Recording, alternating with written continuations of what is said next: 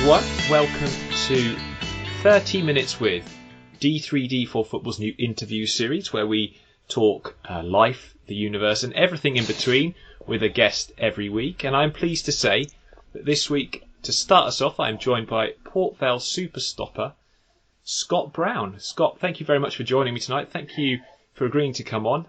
How do we find you this evening? Very well, thank you very much for having me on. I really appreciate the offer. Such a podcast like yourselves, and like I said, with the new series and everything, it really means a lot to be invited on, and hopefully I don't waffle on for too long. Well, you've got 30 minutes and we've got the idea, so new to this and we'll see how it goes, but it's basically, I've got a load of questions and we're just going to have a bit of a half an hour chinwag about everything from the start of your career to where you are now, and a few little sort of tidbits of information in between. So I'm really looking forward to having this chat. But I will start off with a question that we always ask our listeners, our guests, who come on the show, and that is, how did you get into football? Where did you catch the football bug that we've all become so addicted to? Well, I think I was, when you go down, your mum and dad take you down to your local football team, and mine happened to be Bilbrook Juniors. It's quite ironic now. My son goes to the primary school where on the playing fields that I did my first training session for Bilbrook Juniors. So it's quite strange seeing it all back all over again. It took me a few weeks to realise where I recognised it from, but obviously, like all kids, didn't want to be a goalie, just wanted to be a striker. But for some reason, I got stuck in goal and I managed to make a few saves and just loved it from there, really. But like all goalies, I still think can play up front every day in training, sort of thing. But no, it's just so weird. It's such a small world going back there and realising that actually that's when I drop him off at school every morning. That's where it all started for me in Codsall, and I live 5 minutes away from there. So it's a small world. It is. I always like watching kid games when they're at that sort of age where they literally like a herd of geese following the ball around. It's formations and stuff like that haven't yet been taught into them. So quite fun. So you get into football. You playing for your local side. Did you support a team at that age? Yeah. Wolves. I've always been a Wolves fan. My dad used to take me every week we used to stand behind the goal in the South Bank or in the North Bank, supporting Wolves when it was still back when it was still standing. That's how old I am. So always been Wolves. And like I say, you look back, my hero growing up was Mike Stow.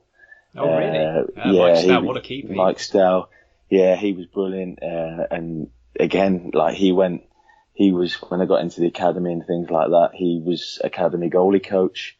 So it was brilliant to work with him, and I ended up actually getting released. I'm not sure if we come into that later on or whatever, but I ended up getting released by Wolves at 18. I didn't have a club for 3 or 4 months, sort of thing. It ended up October, and I had a call from him asking me to go down to Bristol City where he was player coach.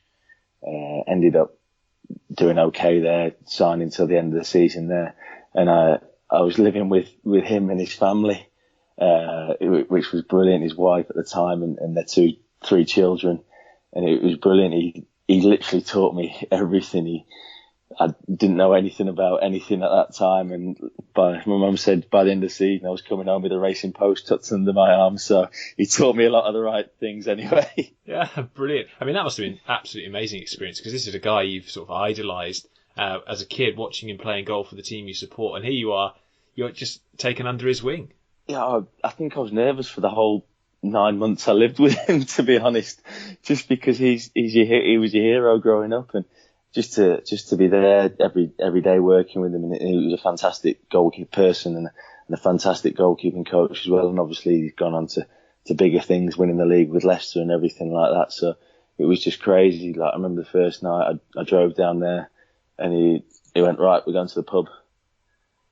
I'm an 18-year-old kid going to the pub, having a drink with my hero, really. And he went to the bar and said, what do you want to drink? I just went, I'll have a Diet Coke, please. Brilliant. And I had a Diet Coke, and there he is with his pint of Guinness. And he said, you can have a beer, if you want.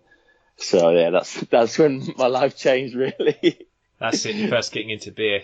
Yeah, that's it. Like I say, by the end of the season, I was coming home with a racing post, betting slips everywhere. So I think that's when my mum knew I'd learned a lot from my 6 months down there with him. Brilliant stuff, brilliant stuff. Of course, I mean, that was a Wolves team with, people forget this, but Steve Bull, he played for England, didn't he?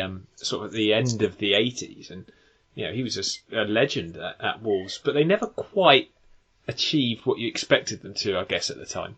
Yeah, no, I think everyone always says what a massive club that they are. Well, they are, and I think now they're showing it. But back there, it was always, we were like the nearly club, nearly getting to the playoff finals, nearly doing this, nearly doing that.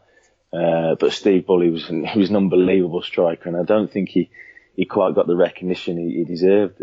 Obviously, inside Wolverhampton and the local area, he's an absolute legend, but outside Wolverhampton, I don't think he quite gets the recognition he deserved. And I remember chatting to the old Port Vale manager Neil Aspin about him, and he said, yeah, I gave him a kick up the backside a few times, and he showed me, I think Speedy the groundsman had a tackle that he did that Aspin did on Bully, and he absolutely smashed him. But he didn't tell me that Bully had scored 2 in the same game that he smashed him. Yeah, no, he was just a special striker. He's one of those guys that stays, maybe at the detriment to his own career at times, but stays at a club for a long, long time. And he was a fantastic player. And that was a Wolves team that I remember some of the players that they had there. You always feel should have done a bit better. So you supported them growing up. You became a goalkeeper, I guess, because it sounds like you had a natural talent for it. Is that something you'd agree with? Yeah, well, my father was he was a professional tennis coach for 40 odd years before he passed away. And my mum was a professional, well, she played squash for England, over 30s all the way up to over 40s and over 45. So, I think she got to world number 1 at over 40s as well. So I definitely got my hand-eye coordination from them anyway. And, but like all parents, you know what it's like when your dad's trying to teach you tennis, you don't want to listen to your dad. So you think you know better than them. But, yeah, I definitely got my hand-eye coordination from them and the sport, the attitude that they brought me up with, which is what you need to make it as a professional footballer. Yeah, definitely. I mean, there's a lot of people listening to this, I'm sure, who'll be so glad you didn't take up tennis, that's for sure. Yeah, I think everyone expects me to be brilliant at tennis and squash just because my mum and dad, but I'm honestly terrible, to be honest, just because, like I say, you don't want to listen to your mum and dad, and I'm probably one of the few people that could say that their mums would thoroughly thrash them at squash anyway. World number 1 over 40, so I think she sounds a formidable player, certainly.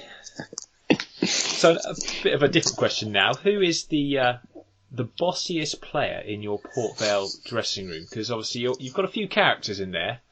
Yeah, it's I've got to be honest, it's a lot more professional than it was the dressing room this time last year. Yeah. So, but yeah, there's got to be one man. It's only Tom Pope. People say I love a moan, but he loves a moan more than anyone about any little thing. Nothing is ever right on or off the pitch. He's always moaning about something, but he does it with a smile on his face and things. He's a great person to work with and a great man. And obviously an absolute. He's a Steve Bull of Port Vale, I'd say, I'm sure whenever he finishes playing in 5-10 years or whatever, then there'll be a statue outside the ground of him because he's that loved at Port Vale. But I heard stories about him before I came, and he's lived up to every single one because he's just a great person to have in the dressing room. Yeah, certainly. He's a great person to follow on Twitter if you've ever need some entertainment. I'm not sure our chief exec will agree with you, but he's brilliant, and he gets him. He's great because he'll tweet people back and get involved, and there's not many players like him anymore that do that. So he's definitely one of the old schools. Yeah, I guess we're in the age of where I don't know if you guys get it now, but like the players certainly coming through get media training, and they're so careful what they say. And after every interview, it's I scored a good goal, but it's all about the team. The kind of the cliched answers you get. But with Tom Pope, he's an everyday man. You can tell that for sure. Yeah, definitely. Like I say, he just says what he thinks, and sometimes he offends people, and sometimes he doesn't. But he just says it how he sees it. And there's, like I say, there's not many people like that anymore. They're all very guarded and just straight bat anything. But he's playing he's playing down the leg side, offside everywhere. There's no right or wrong with him. It's just how he sees it. It's quite funny. We do live in an age, though, where I think being offended has become like an actual pastime now. Everyone's so quick to tell you how offended they are by everything. It's just I just think we'll end up we're in a world where nobody speaks. It'll just be silent world. Apple are doing their best, aren't they? Yeah, they are. Yeah, it's like you say, you go out and the people on first dates just sitting opposite each other on their phones and things like that. So it's just like you say, people get offended by the slightest little thing. You can't say blackboard. You can't put your Christmas decorations up. You can't do anything. It's just crazy. Yeah, it is. It's boring, frankly. Yeah, to be honest. You can't like bar black sheep, the whiteboard. You cannot say anything. You won't be able to. It's a different world we live in to what we used to live in 20 years ago. For me, anyway.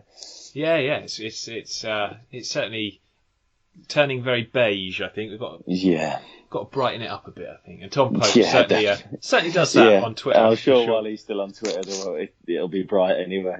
Yeah, him and Kevin Ellison definitely worth a follow to anyone who that could be a fun management duo to play for in the future. Oh yeah. I mean, you'd get some banter for sure on that training ground. Definitely madness that would be. So, Tom Pope, bosses in the dressing room. Your favourite TV series? Come on, what it's you can have your favourite you've just watched, or something you've just watched, and also maybe your best of all time. My best of all time, I'm gonna say Dexter. Dexter, really? Okay. Have you seen that? No, it's not. It's not one I'm actually familiar with. I'll be honest. He's a serial killer, but he's a good serial killer. Oh, there's a good kind. Oh, that's a really. He's a good kind. So he only kills. He's a forensic analysis, and he doesn't like them being punished by going to prison and getting out in a few years. So he sort of hides evidence and then goes and kills them himself. And we actually named our dog after our Black Labrador is called Dexter after the series. So that was my all-time favourite. But one I've just started at the minute is Money Heist. Oh, right. On Netflix, Manny Alike and Monty got me onto that at Port Vale. So I'm going through that at the minute. But it's a bit weird because it's the voices, they're talking in Spanish, but it comes out with the English voices. So it's all out of tone. So it's a bit of a head. Yeah, it's a head mess anyway. It's like those old dubbed movies used to get imported from Europe. It is brilliant, and if it wasn't so good, I'd have binned it a long time. But yeah, that, and obviously I've just finished Power. But my missus keeps saying to me, "You're too old to watch things like that." I'm like, I'm not that old. Oh well, I mean, my favourite kid. This is my wife probably be dying of embarrassment here, but actually, when I was a kid, I used to like watching Lovejoy. That's yeah. No, I don't never heard of that. No, you're quite fortunate because on BBC, I can't remember the lead star's name, but he had a hell of a mullet. I'll have to Google that when I finished. Yeah, no, I think it's probably seems quite boring right now actually compared to some of these series everyone's watching. But yeah, would you get away with Lovejoy in this modern age? Would it be able to be on air? Yeah, I think so. Actually, yeah, I think it probably would be. I don't think it was particularly. It was on BBC, so it was. It must be alright. Yeah, it must be alright. It's pretty straight down the middle. What's your favourite food? Is there one particular culinary delight that you are partial to? I like chocolate. I try and eat healthy all week, but then Saturdays and Sundays I just eat pretty much what I want.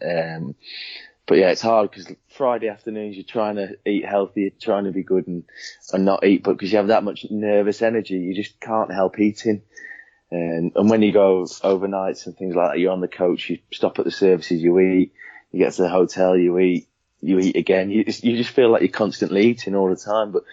And when you're at home on a Friday, like you see the cupboard and a little boy comes from home, can I have this, can I have that? And you're like, yeah. And you just find yourself picking because you're just burning that much nervous energy thinking about the game tomorrow and getting on with it. So it's hard, but yeah, I do like chocolate. Nothing in particular, just any chocolate really. Oh yeah, Are you one of those guys? I'm a bit like this, where you get one of those bars. I think you can get them for like £1, but you just you finish the whole damn thing. You can't. Yeah, it's like pack of hobnobs. There's no point opening them because you just know you're going to finish the whole pack, just gone straight away. Yeah, my wife hides the chocolate hobnobs because she knows that literally she'll come down and they'll be gone, and there'll be just crumbs all over my shirt. I'll be like, no, it's not me. Yeah, you just see the side of the tea, all the hobnobs melted on the side of the tea because you know you've had a good dunk. Then you always get one that sinks to the bottom as well. That's when you know you've had a good go. That's it. That's the evidence you leave behind there. That's the problem. Hey, Dexter would sort that out though. Yeah, exactly. Sounds like it.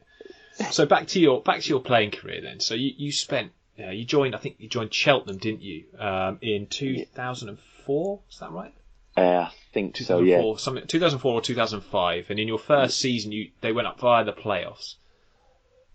Yeah. Well, I think that was my second or third year. I'm not. Second year, sorry. I think that was. Yeah, we went up at Cardiff through the playoffs. Yeah, which was obviously a fantastic experience. I think I only played 2 games that year. I was on the bench for. I think I was on the bench for something like 75, 76 games before Would it have been played. Higgsy? Was it Higgsy? Yeah, Higgsy. Yeah, he was fantastic. He was very laid back, very quiet bloke, but he was fantastic for me, and I'm really someone who I really learnt a lot from. Brilliant goalie, and then obviously he went to Leeds as well and did brilliantly there. So it was really hard for me to get your chance. But like I said, there's a lot of young goalies now. They just want to come and they want to play straight away, which is great, but you have to bide your time. You have to. I think when I signed for Cheltenham, I was on £200 a week or something like that. But you have to take that money just to stay in football, because if you want a career in football, you have to take some rubbish money. You have to bide your time. You have to be really patient.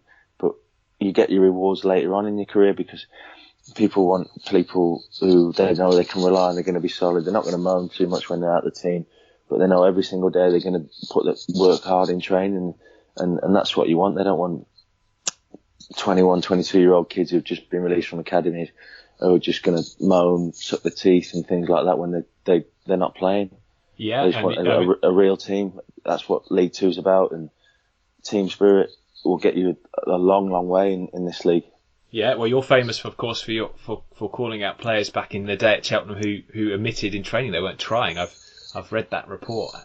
Obviously, I was going through a difficult time, and not a difficult time. Well, it was a difficult. My contract was up, and realistically, I knew that I wasn't going to stay at Cheltenham. I had done 10 years there, and it just little things like that just really annoyed me.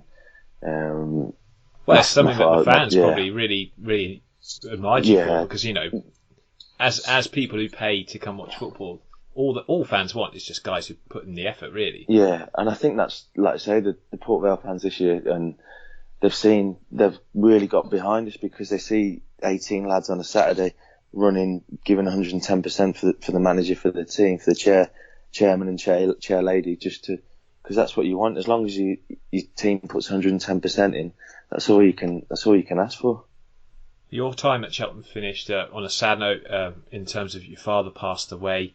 But it gave you the opportunity to move away from the area. Now, I've once applied for a job in Aberdeen, so I looked at the map to see exactly where it is, and it's bloody well in the middle of nowhere, really, isn't it? It's right out on the east coast up there.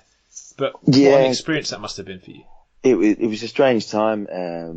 My father, he was ill for quite some time. Well, he deteriorated quite quickly. He had Parkinson's, and which turned into Alzheimer's, and he passed away on the Sunday. My little boy was born on the Friday, and I was out of contract, had a few offers from different places, and we were just, myself and my wife, we were just like, look, let's just have a fresh start. And obviously Aberdeen were in for me, and it was an opportunity that I couldn't really turn down. They were in Europe, and I had some fantastic experiences up there. We played in Groningen, played Real Sociedad, played in Kazakhstan and places like that in the Europa League qualifiers, and it was just something that I'd gone from playing in front of 2,500, 3,000 at Cheltenham to within 6 weeks with in the Europa League qualifiers. So it was something that there was a real culture shock for me and my wife just being up there, because it is a long, long way.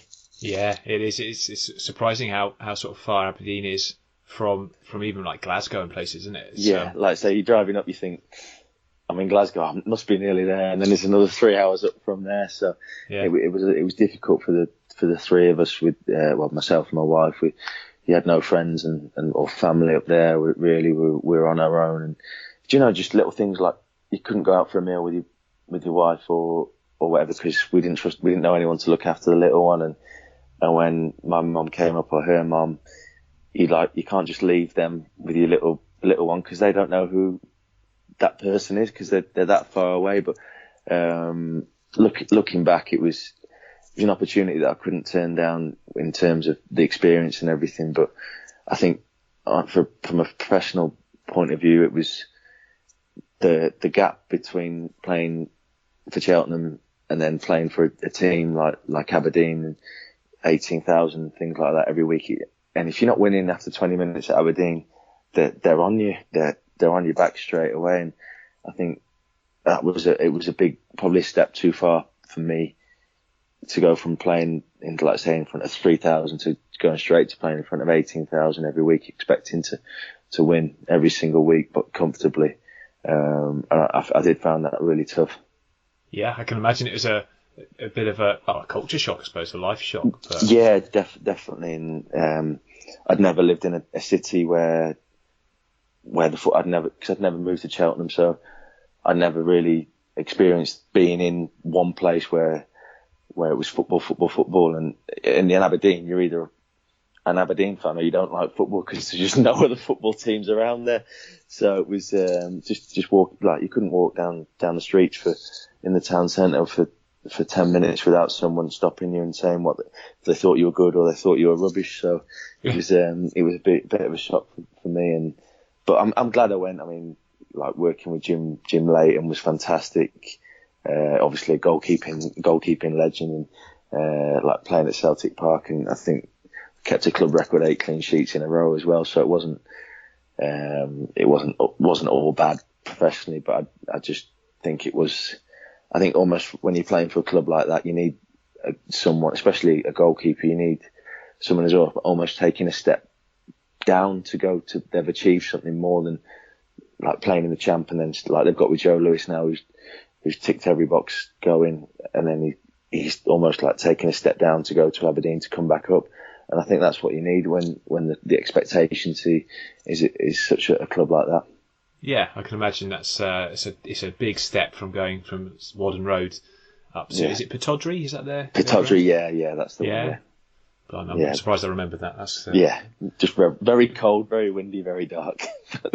Yeah, I bet it gets. If you think it gets dark early at this time of the year. Yeah, it is like literally driving into training at 9-10 o'clock and it's dark. Driving home from training at 2 o'clock is dark. Yeah, my dad always told me he worked with, I think, because my dad was a doctor, and he worked with a chap who was brought up in Aberdeen, and my dad was standing in December outside the hospital having a cup of tea, a bit of a break, and this guy was in a t-shirt, and my dad said, "You're nuts." He said, "This isn't cold. I'm from Aberdeen." Yeah, but the people up there, I've got to say, are absolutely fantastic. They're really kind people, but then they just love football. They're just so passionate, and because they've been used to success over the years, when Sir Alex was there and people like that, then they just expect it. It's like the expectancy is huge on them, and I think a lot of players go up there and struggle with that, like myself. I can imagine. Right, back to a slightly different question now. Who's your favourite band of all time? This is from my dad as well. He got me into them. I've got to say Queen. Queen are my favourite band. I love them. Love the movie. Love watching Live Aid. On a Saturday night, I'll have a few drinks, and once the little one's gone to bed, just put Live Aid on at Wembley, and we'll just keep watching that on repeat. I think I must have watched the movie about 6 or 7 times all the way through. So Queen definitely my favourite band. And what is your proudest achievement that you've had in your career? It's probably going to sound a bit boring, but my debut. It was in the FA Cup third round against Chester at Wadden Road. I mean, like you work, like ever since you're a kid, you dream of playing professional football. You just want to play one single game. I remember like when I wasn't playing at Cheltenham, I think we played Woking away on a Tuesday night in I can't remember what trophy it was, and got called off at half time because of the fog. I had to go down to Plymouth the next day to play a resi game. Then the week after we had, I think, Carlisle away on the Tuesday night. Then I had to go down to Exeter the following day to play another resi game. It was like, geez. But that's what you have to do. You have to do that as a young number 2 goalie or a young professional that wants to play professional football. And it's what you've worked all your life for from such a young age. Your mum and dad taking you all over the place to training, to games and everything like that. And then to make your debut is what you've always dreamed of. And once you've made one appearance in professional football, nobody can take that away from you. That's on your CV forever. And you can tell all your friends, your grandkids, I've played professional football. That's all you can say. So to have then gone on and played as many games as I have is an absolute dream. But like I say, to play one professional football game was a dream, and to play 2 is a dream, and to still be doing it now is still a dream. And sometimes you have to realise how lucky you are to be playing professional football. Indeed, you've been an absolutely brilliant goalkeeper. Before I let you go, as we are running out of time, I have to just touch on the promotion season with Wycombe, a team that you'd been sort of out of the team the previous season, but you were brought back in 2017-18 and played every single game in the league and helped them get promoted in what, and only if you look at how they've gone on and strength to strength, I mean, it must be a proud moment for you, because that Wycombe team wasn't fancy prior to the season starting. Yeah, no, it was a strange one, because I signed for Wycombe, I think 2 weeks before the start of the previous season, and I ripped my groin on the first day of the season at Crawley, and then I was out for pretty much 4 months. So they brought Jamal in, who did absolutely brilliant, and then I couldn't obviously get my place back. He was fantastic, and obviously everyone's gone on to see what a fantastic goalkeeper he is. And like I say, I couldn't get my place back, so I went back to Cheltenham. But the season after came back, and it was just crazy. I mean, I can't speak highly enough of the people there.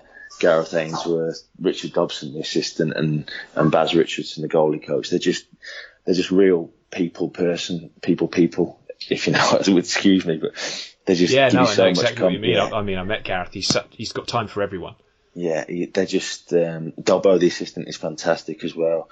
The fans, because they were at the time a community, a supporters-run club. Obviously, they've been taken over now, but everyone just wanted to help out. Everyone wanted to do everything for us, and it's a fantastic football club and some really, really good people there. And I mean, I know last year they had a difficult time. I think the sporting director who was left them in a bit of a difficult position. He gave out some big contracts when we got promoted to players, had clauses in their contract which he gave them that perhaps didn't need to be given out, and he left them in a really difficult financial position, which meant the gaffer didn't have money to get new players in the summer, so they were going pretty much with an ageing League 2 squad really, and to stay up with the squad that they had last year was an absolutely unbelievable achievement. And then this year they've gone on from strength to strength with the new investment, and fingers crossed they can stay where they are.